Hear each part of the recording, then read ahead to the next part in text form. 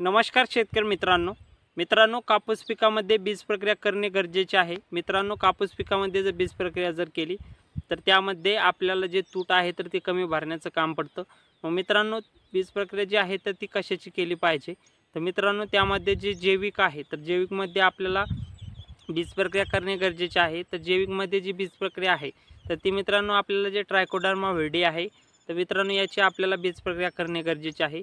जे बी आहे तर ते आपले जे शत्रु बुरशी आहे जमिनीमध्ये, तर त्या जमिनीमध्ये शत्रु बुरशी असल्यामुळे आपलं बी जे आहे तर ते खराब होऊन जातं, ते जागीच खराब होतं, ते उगवण त्याची चांगली होत नाही किंवा त्यामध्ये जे बी आहे तर ते आतलं खराब होऊन जातं। त्यामुळे मित्रांनो आपल्याला बीज प्रक्रिया करताना त्यामध्ये जे ट्रायकोडर्मा विरिडी आहे ही मित्रांनो जैविक बुरशी आहे। तर ही बुरशी जर जमिनीमध्ये गेली तर त्यामध्ये आवरण करते आणि आपल्या पिकाला जे आहे तर ते संरक्षण देण्याचं काम करत असते। 10 ग्रॅम प्रति किलो बियाण्यासाठी करायचे आहे।